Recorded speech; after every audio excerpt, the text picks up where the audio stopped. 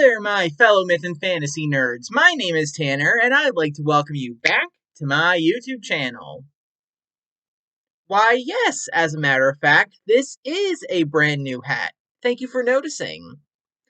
I actually got it last weekend when my dad and his girlfriend took me to an antique flea market, and to be honest, I really like it.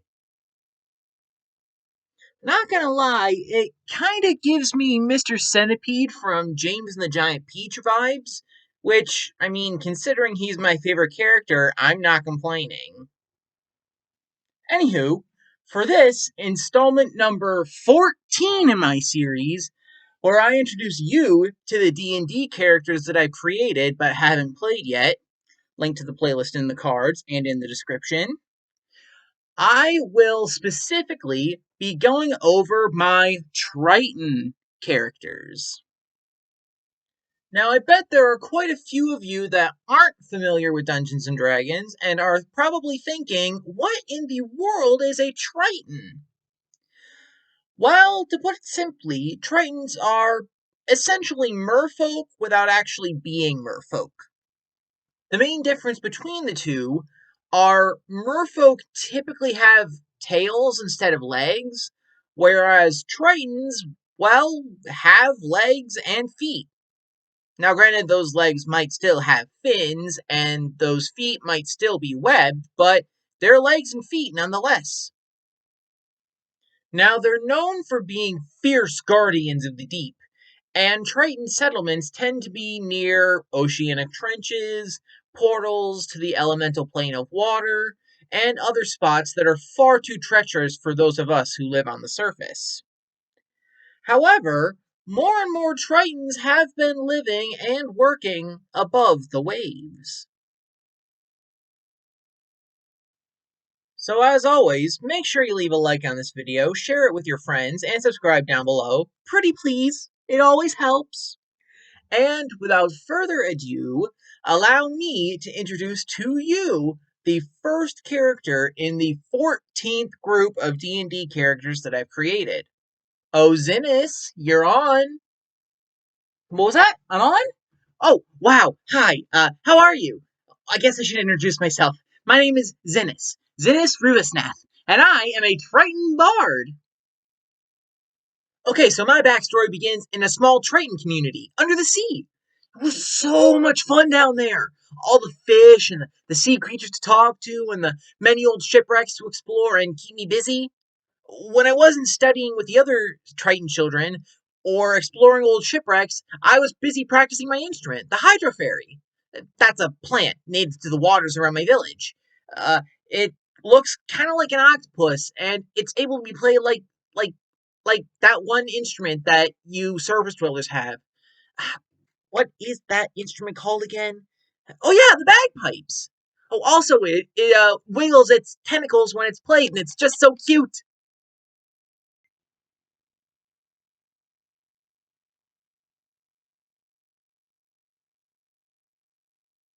Anyway, one of my favorite pastimes, aside from the hydrofairy, was studying the stuff that I found in shipwrecks, and I really wanted to see what it was like on land. The elders in my village were trepidatious at first, but in the end they were persuaded. I left my community, promising to send them messages every day, telling them what I found as I explored this world above the surface of the sea. And I've been wandering the surface world ever since. Okay, so as a bard, my charisma is going to be my strongest score at 16. And my lowest score is, once again, my strength at 8. Tanner's intent, once he plays as me, is to specialize as a College of Creation bard once I get to the correct level. As for my alignment, I tend towards neutral good. Most Tritons are called to be the guardians of the deep sea, so we tend towards goodness and discipline, and therefore tend towards lawful good alignments, though there are some exceptions, like myself. Anyway, it was a pleasure to make your acquaintance, of course, and so I'll send you over to the next character. Hey, Arvoros, it's your turn now. My turn? What? Oh, hi! My name's Arvoros Rehnasath, and as with the others in this video, I'm also a Triton. However, in my case, I'm not a bard, but a warlock. Now, as for my backstory, I basically have the same story as Zinnis. However, I'm not as musically gifted as he is. During one of my first days up here on the surface, I actually came across my first ever bird. It was uh, what do you surface dwellers call it again? Oh yeah, a swan. Anyway, the poor thing was caught in a trap, and naturally I couldn't just leave it there, so I set it free. After I freed it, the swan transformed until it became this beautiful lady with bright blue eyes and silvery blue hair. She introduced herself as Nimue, the Lady of the Lake, and she thanked me for releasing her from that hunter's trap. As a reward, she granted me a Warlock pact, only asking me to use my new magic for good. Now, my highest scores are my charisma, since I'm a warlock, and my constitution, both of which are at 16. And my worst score is still my strength, though since that's a 12, it's not the worst by very much. Now, by all appearances, you would think my patron is an archfey, but she's not. She's actually a fathomless patron. What this means is she's an aquatic entity, a being whose power is inherently tied to the deep water of the world. When we made our pact, the lady gave me a spellcasting focus in the shape of an aquamarine crystal encased in a pendant. When Tanner plays me to the correct level, he plans for me to take Pact of the Blade, where Nimue will give me a magic weapon for me to use in battle. And of course, like with Zinnis, my alignment is neutral good. Anyway, it was a pleasure to make your acquaintance, of course, but I should probably send you over to the next character. Hey, Zolgos! Yeah, Arvoros? What's up? Oh, hi, hello, nice to meet you. My name's Zolgos, Zolgos Adesnath, and I'm also a Triton. However, unlike the others you met before me, I'm neither bard nor am I a warlock. Instead, I'm a sorcerer, specifically a draconic bloodline sorcerer. My backstory is actually rather similar to the others, in the fact that I was born in a small Triton community under the sea. However, unlike them, I actually came from and still come from a long, long, long line of draconic sorcerers. In fact, the local legend has it that one of my ancestors was a bronze dragon that took the form of a Triton and sired my entire bloodline. Isn't that cool? Anyway, as a sorcerer, my charisma is going to be my strongest score.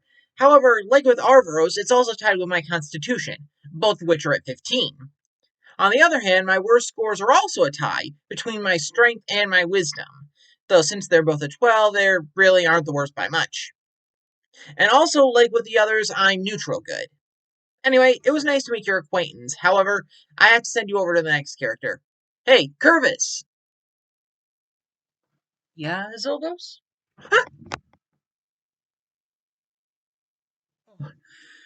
My apologies, I'm easily startled.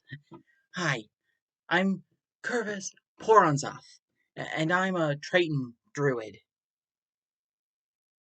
My story, of course, is very similar to actually all of the other druids you've met so far, uh, due to the fact that I was from a druidic village that was destroyed by a dragon. However, unlike most of the other druids, it wasn't an ice-breathing white dragon, but a flame-spitting red dragon. Now, like with the others, Tanner hasn't yet played me, but he does plan on making me a Circle of Land druid once I get to the correct level. And in my specific case, my druidic magic would be tied to the coast, quite befitting of my aquatic heritage. Also, as with most of the other Tritons you've met and will meet, I'm neutral good. My highest score is my wisdom at 18, but my lowest score is still my strength at 11. Anyway, it was nice to meet you, but I find that swimming and being with nature is very calming, and so I think I'll go do that. Hey, Murnus, do you mind taking over from here? Hmm? Oh, of course, Curvus. How do you do? My name is Murnus, Murnus Averath, and I am a Triton wizard. Now, my story is actually really similar to most of the other Tritons you've met. However, I come from a long, long line of scholars, and I studied as much about magic as I could before I came here. Now, my highest score being a wizard is my intelligence at 17. Whereas on the other hand, my worst score is actually a tie between my strength, my dexterity, my wisdom, and my charisma, all of which are at 10. Now, like with most of my fellow Triton characters, I am of the neutral good alignment, and Tanner's intent, as soon as he plays as me, is to once again specialize as an Order of Scribes wizard, similar to a lot of the other wizards that you've met, as soon as I get to the appropriate level. Anywho, it was a pleasure to make your acquaintance. However, we've got to round off this group of characters, and I think I know just the Triton. Hey, Rinnis, I think I hear someone talking bad about your village. Gotta go. Who's talking about him? Let me at him. Let me at him. Let me at. Oh, hi. So sorry if I scared you. I guess I should introduce myself. My name is Rinnis Meronsath, and once again, I'm also a Triton. However, unlike the others, I am a Triton Barbarian. Now, to make a long backstory short, I basically have the same exact story as most of the other Tritons you've met. However, I come from a long line of wizards and scholars, and local legend has it that my ancestors were blessed by the god of storms, and the storms ran through our veins.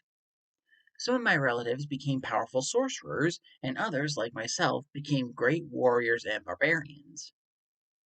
Now, like with the others, since Tanner has not yet played me, I don't have a character level at this time, but the plan is when he eventually does play me, I will take the barbarian path of the Storm Herald as soon as I reach the appropriate level. Now, like with every other barbarian, my best score is my constitution at 16, and my worst score is my wisdom at 6. And of course, my alignment is neutral good, just like the rest of them. Anyway, I think it's high time Tanner wrap it up here. Tanner! Thank you, Rinnis. I'll take it from here. Well, bit excitable that one, but at least he isn't super aggressive like some of the other barbarians I could mention. Anyway, and there we have it. That was the 14th set of D&D characters that I've created but haven't played yet. If you liked this video and you want more, please leave it a like and subscribe down below so you don't miss any new videos. Also, if you have any other ideas for any future videos, please leave your thoughts in the comments down below. Who knows? It might just happen. Alright, well, that's all the time I have for this video, so I'll see you all next week with actually part 15 of this series, where we'll go over some bonus characters that I made after the respective race videos were made and posted. Spoiler alert, they're all warlocks. See you guys then.